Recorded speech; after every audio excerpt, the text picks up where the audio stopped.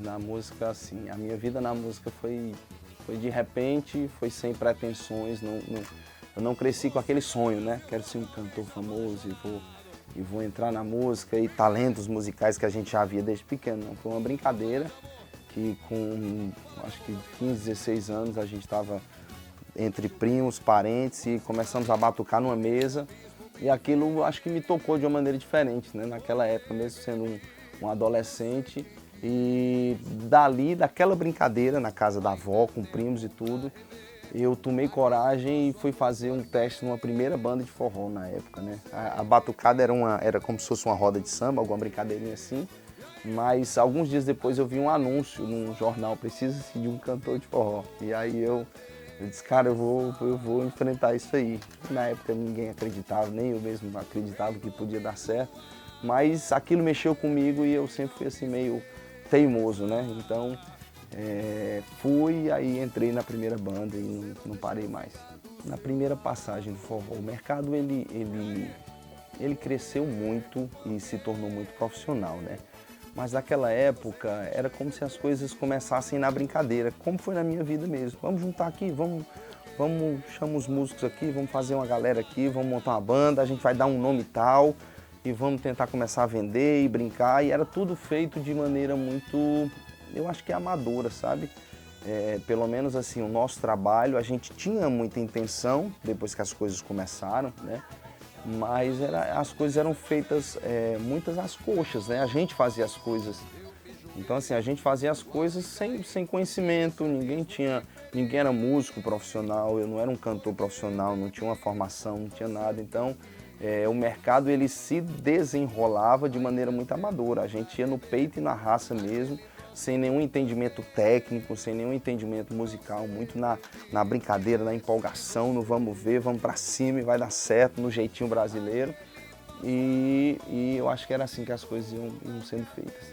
Então, eu fiz na época um curso de técnica vocal, alguns meses, eu acho que 6 meses, mas para ajudar na abertura mesmo da minha voz, eu sempre tive essa voz um pouco mais grave, e alinhamento de tons, coisas assim mais básicas mesmo. Mas eu acho que o cantor ele aprende muito na estrada, né?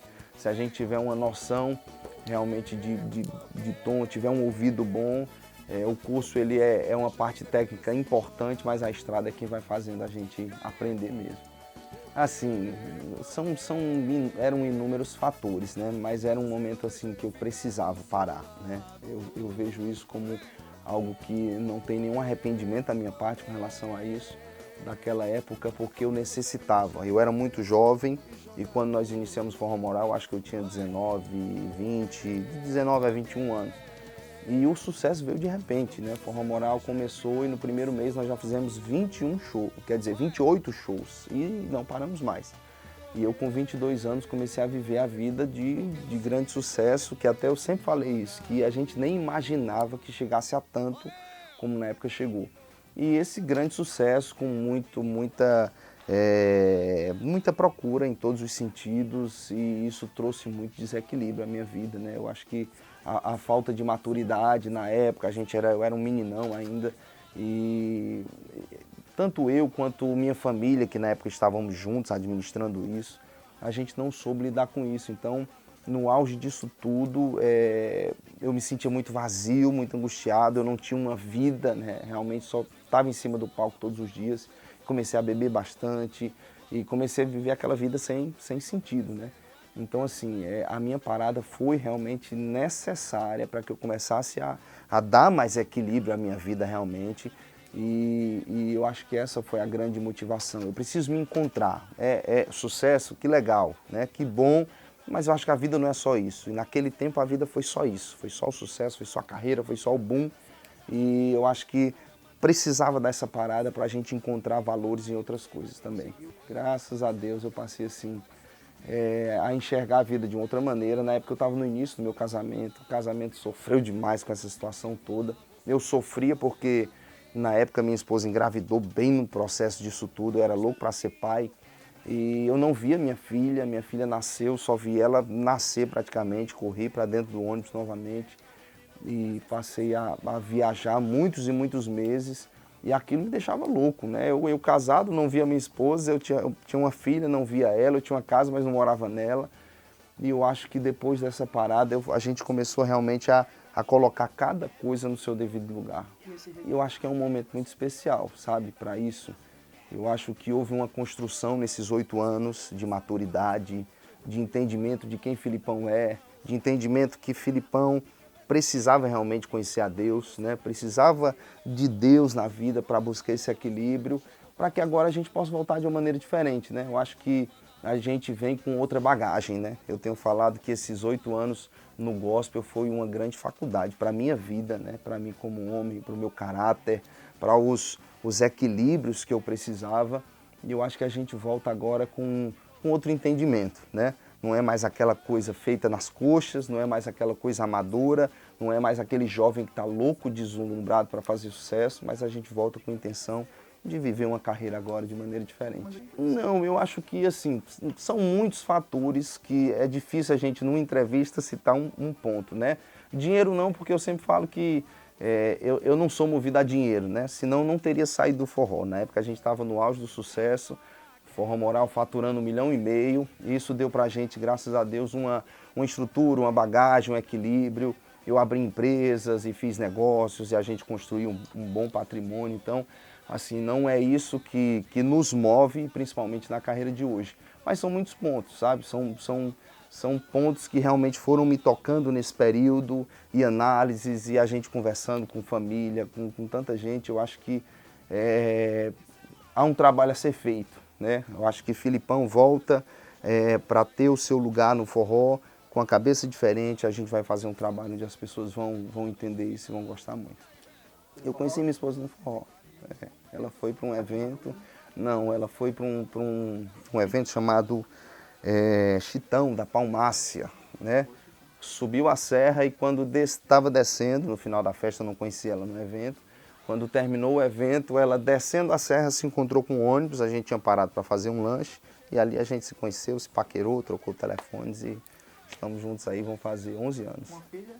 2 filhas, né? 2 filhas e uma enteada, que também se tornou filha. Ela já tinha uma filha do primeiro relacionamento e nós tivemos mais 2, né? Letícia, Larissa e Liz. Assim, minhas filhas estão vibrando. Minhas filhas, mais do que eu, elas têm a música, sabe? No sangue delas, né? Larissa, minha filha, que tem 9 anos, ela dança muito desde que era pequena, né?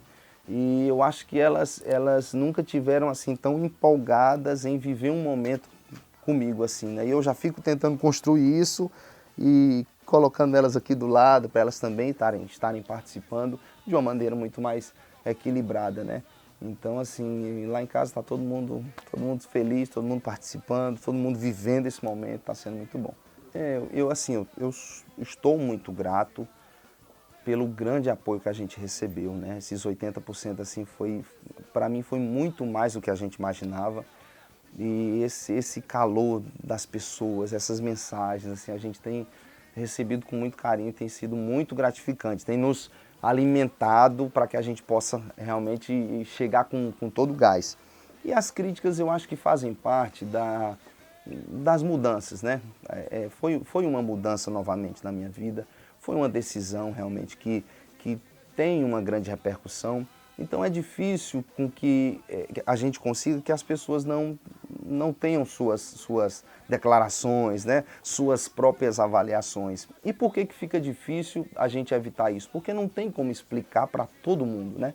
Não tem como a gente sentar com cada um e explicar ponto por ponto, falar coisas, falar as motivações do coração, quem é o Filipão hoje, quem era antigamente. Então as pessoas terminam avaliando pelo que estão escutando, né? Eu escuto de vocês, já dou minha interpretação e o meu julgamento. Mas eu acho que o tempo vai explicar cada coisa, né? O tempo vai dizer para que a gente veio, como a gente está trabalhando, e o nosso comportamento é quem vai colocar cada coisa no seu devido lugar.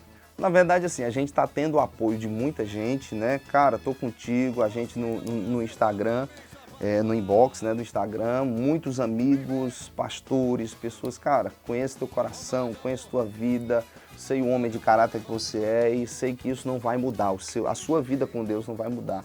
E tem outras pessoas que por não conhecerem de perto, tem a críticazinha, né? Mas assim, eu sou muito grato a todo esse tempo que eu estive, que eu vivi e que eu vou continuar vivendo, lógico, mas isso é inevitável. Quando a gente colocou aquela nota da nossa saída, eu falei que a gente sabia que não ia ter o apoio de todos, mas a gente tem um respeito pelo posicionamento de cada um. Eu acho que cada um tem a liberdade de opinar, né? Na verdade, eu não esperava não, realmente, assim, essa repercussão. A gente sabia que ia ter algum tipo de repercussão, que ia ser talvez numerosa, mas não tão numerosa, né? Foi assim, como eu falei, me surpreendeu inclusive a grande quantidade de pessoas dizendo, cara, vai lá, faz o teu trabalho, e Deus é contigo, e vamos pra cima, e faz a tua onda, e vagabundo, e aquela coisa toda, né? Então assim, me surpreendeu realmente no meio artístico que hoje está tão evoluído, a gente ainda conseguir fazer esse barulho depois de tantos anos que a gente passou em outro segmento. Então, isso para mim foi um motivo de muita vibração, motivação e alegria.